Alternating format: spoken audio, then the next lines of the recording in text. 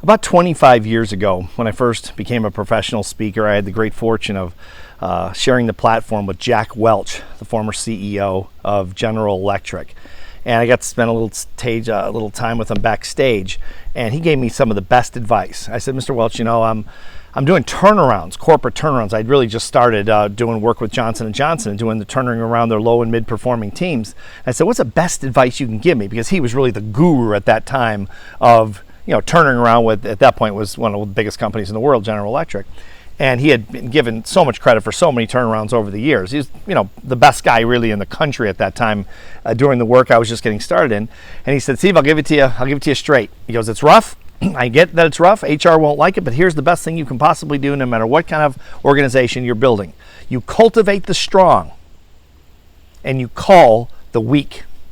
You cultivate the strong and you call the weak. He said, in other words, 80 to 85% of the people, he said, are going to be, the people that you can really cultivate, you can work with. 15 to 20%, they got to go. The bottom 10% of your people that you're helping these organizations turn around, they've got to be let go. They've got to be managed out of the organization into another company or into another part of the organization where they have a better fit. He said, but they got to go. Don't waste your time. Don't waste resources on the bottom 10 to 15% of the people. It's a complete waste overall, and you'll beat your head against the wall, and you won't succeed as a turnaround specialist. And he said, the good news is, the remaining 80 to 85% that you got left, or 85 to 90% that you have left, he says, now you cultivate those people, you grow those people, you push those people. He said, your top 10% of your high performers, he said, you don't have to tell them anything. You help them, you throw gas on the fire, basically, motivate them, incentivize them, etc. He said, but he goes, it's that sort of top end middle group and the middle group that you want to push up. He said, you want to cultivate those people. He said, but don't waste time on low performers. And I said, well, I said, at that time we were working with some network marketing companies, and I said, now we work in the public market, what we call in our business the public market, Mr. Welch, I said as well, where people recruit people, and kind of like the Amway structure, is what I said to him. And I said, he goes, yeah, no, I'm familiar. And I said, would it be the same thing? He says, absolutely. He goes, no, you're not going to call them out, the bottom 10 to 15%, because you can't, because they sign up, they're independent people, right? And I said, right.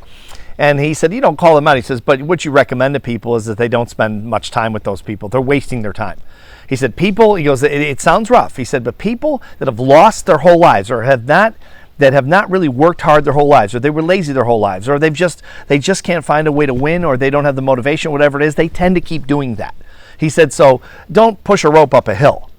He said, focus on the people that want to work. And if they don't want to work, let them go, call them out, work with the people that want to work. He goes, you're wasting your time trying to raise the dead. It's stupid. He goes, it's a bad thing. He goes, now I get criticized for this all over. He goes, you can see me on TV and people criticize me all the time to say this is rough and human resources, it really pushes back a lot of times. He goes, but this is how I became the turnaround. That's how I turned around General Electric, and you can do the exact same thing. And I never forgot that. And I saw him years later at a book signing in Georgia, and I didn't mention any of this because it was a big line and everything. But that really changed the game for me as a turnaround specialist, which I ended up doing for the next 25 years, and had a really great career doing it until I retired recently.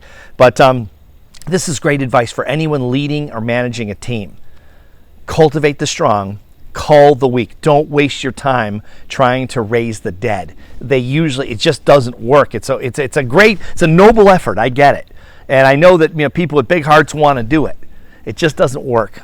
It almost never works.